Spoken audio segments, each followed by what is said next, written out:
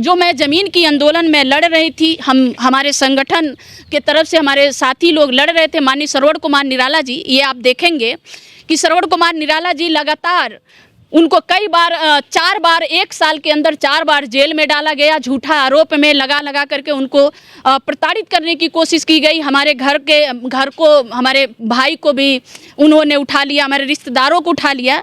लेकिन ये महामहिम राष्ट्रपति महोदया का ये लेटर है, जो आंदोलन हम लड़ रहे थे, संवैधानिक ज़मीन की लड़ाई हम मांग रहे थे कि 1-1 एकड़ ज़मीन मिलना चाहिए, तो इसमें 1-1 एकड़ ज़मीन देने के लिए कार्रवाई की आदेश महामहिम राष्ट्रपति महोदया ने दिया है और विशेष सचिव उत्तर प्रदेश शासन ने भी दिया है।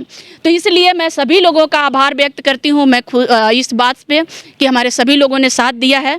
और ये लड़ाई हमारा उत्तर प्रदेश के लिए या पूर्वांचल के लिए नहीं रहा है, हमारी ये लड़ाई पूरे देश के लिए, पूरे देश में भारत के पूरे देश में जितने पिछड़े, दलित, शोषित, वंचित हैं, सभी के लिए लड़ाई है। हमारा मांग पत्र आप देखेंगे तो सभी के लिए है। अभी शुरुआत 4 जिले से हुआ है, 1 मंडल से हुआ है, तो इसलिए हम इस महामहिम राष्ट्रपति का भी आभार व्यक्त करते हैं। देखिए, जिस तरह से हम लड़ाई जब ज़मीन का हम लड़ रहे थे, तो जिस तरह से एक तरह से कहिए कि जो मौजूदा सरकार हम पे झूठा आरोप लगा करके हमको बार बार हमारे साथियों को, माननीय श्रवण कुमार निराला जी को जेल भेजा, उनको घर तक सीज किया, हमें प्रताड़ित करने की कोशिश कर रहा था और हमारे मांग को खारिज करने की कोशिश किया, तो एक जिम्मेदार मतलब भारत की संवैधानिक पद पे बैठी महामहिम राष्ट्रपति ने उसको संज्ञान में लेते हुए हमारे आंदोलन को उन्होंने संवैधानिक मांग बताते हुए उन्होंने कार्रवाई के आश्वासन दिया है। ये बहुत बड़ा हमारे लिए जीत है। उन्होंने 4 नवंबर 2023 से लगातार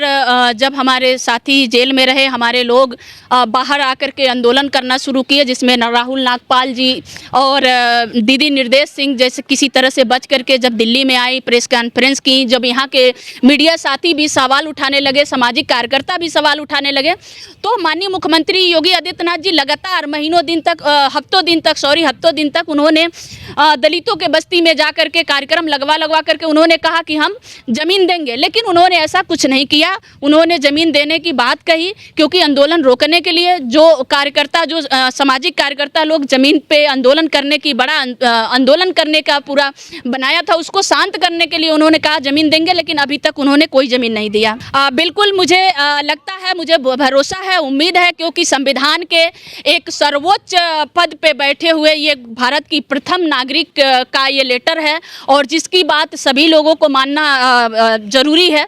मैं ऐसा मानती हूँ, ये संविधान कहता है, तो इसको मुझे लगता है कि सभी लोग मानेंगे, क्योंकि जो डीएम है, डीएम के तरफ से जो 4 जिले हैं, जिसमें कुशीनगर, देवरिया, महाराजगंज और गोरखपुर के डीएम लगातार माननीय श्रवण कुमार निराला जी से वो संपर्क कर रहे हैं और 200 हर जिले से 200 लोगों का लिस्ट मांग रहे हैं। तो उम्मीद है कि महामहिम राष्ट्रपति महोदया ने कहा है, आदेश दिया है, तो इस पे कार्रवाई होगी। हम अम्बेडकरवादी हैं और संविधान में भरोसा रखते हैं। संविधान ही हमारे लिए सब कुछ है। उन्होंने जितना भी आरोप हम पे लगाए, आरोप कोर्ट में उनसे ऊपर ही कोर्ट भी है। हमारा संविधान से कोर्ट या पूरा भारत चलता है, तो संविधान कोर्ट में उन्होंने कोई भी आरोप, अब वो उनकी पावर है, उनके पास पावर है और सत्ता है, तो हमारे ऊपर एफआईआर लगवाए, हम पे झूठा उन्होंने कहा भी था कि गला दबाकर जान से मारने की कोशिश की गई थी कमिश्नर कार्यालय पर गोरखपुर में, लेकिन एक भी फुटेज, एक भी फोटो, एक भी कोई एविडेंस कोर्ट में उन्होंने पेश नहीं कर पाए, क्योंकि ऐसा हम लोगों ने किया ही नहीं। तो वो झूठ तो हम पे आरोप लगा सकते हैं, लेकिन हम अम्बेडकरवादी हैं।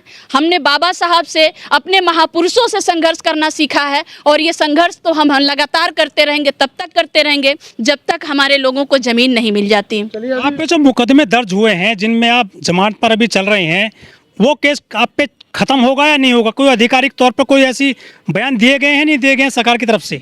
नहीं, हमारे तरफ से देखिए, सरकार ही हमारे ऊपर एफआईआर करवाया है और सरकार के इशारों पे ही, क्योंकि आप लोगों से पहले भी मैं कह चुकी हूँ कि हमारे ऊपर एफआईआर करके हमें गिरफ्तार नहीं किया जाता। ना ही श्रवण कुमार निराला जी को अब तक 1 साल में 4 बार एफआईआर हुआ, ना तो उनके ऊपर भी एफआईआर करके गिरफ्तार किया गया।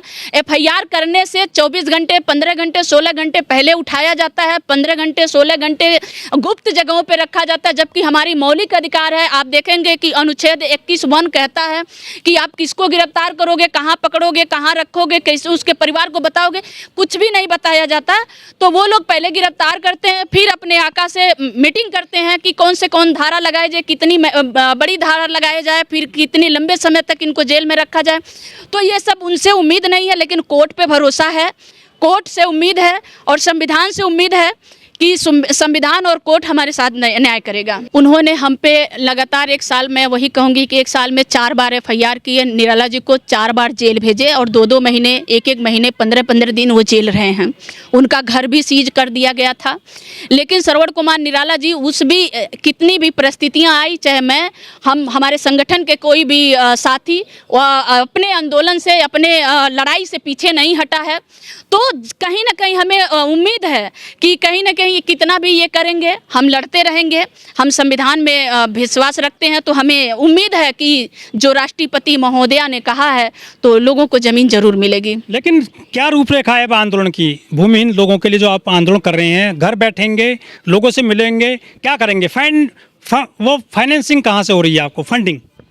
देखिए, हमें कोई फंडिंग नहीं हो रही है। मैं पहले भी बता चुकी हूँ कि श्रवण कुमार निराला जी 20 साल से समाज में काम करते हैं। और मेरी बात करेंगे तो मेरे माँ का 2019 में हत्या हो गया है और मेरे पिताजी 2010 में डेथ हो गया है। मेरे पास कोई फंडिंग नहीं है, कोई सहयोग नहीं है। मेरे पास जनता है, जनता के लिए मैं काम करती हूँ, जनता के मुद्दों पे काम करती हूँ। जनता से मुझे आंदोलन करना होता है, जनता को मैं बताती हूँ, उनके अधिकार वो आ जाते हैं कहीं भी। मैं जो हमको 4 जिले मिले हैं, 4 जिले में 200 लोगों को ज़मीन देने की बात जो राष्ट्रपति महोदया जी के द्वारा कहा गया है, मैं इस आंदोलन को पूरे देश की आंदोलन बनाना चाह रही हूँ। ये उत्तर प्रदेश का या ये पूर्वांचल का आंदोलन नहीं है। हमारी मांग पत्र अगर आप देखेंगे तो पूरे भारत के लिए हम बात कर रहे हैं कि भारत में जितने भी दलित, पिछड़े, गरीब, शोषित, वंचित के लोग हैं, हम किसी जाति के लिए, किसी धर्म के लिए, किसी मजहब के लिए नहीं लड़ रहे हैं।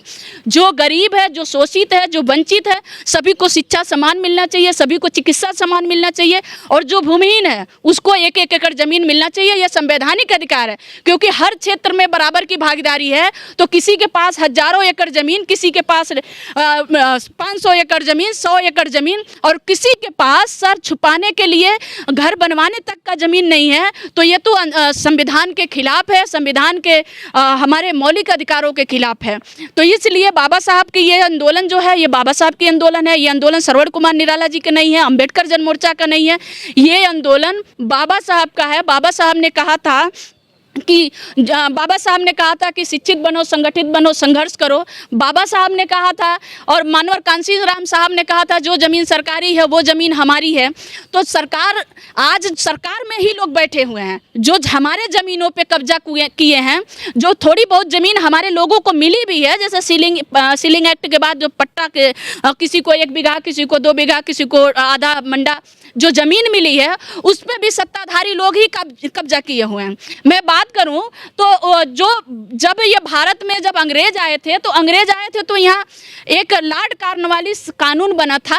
जो अंग्रेज चाहते थे कि भाई ये लॉर्ड कॉर्नवालिस कानून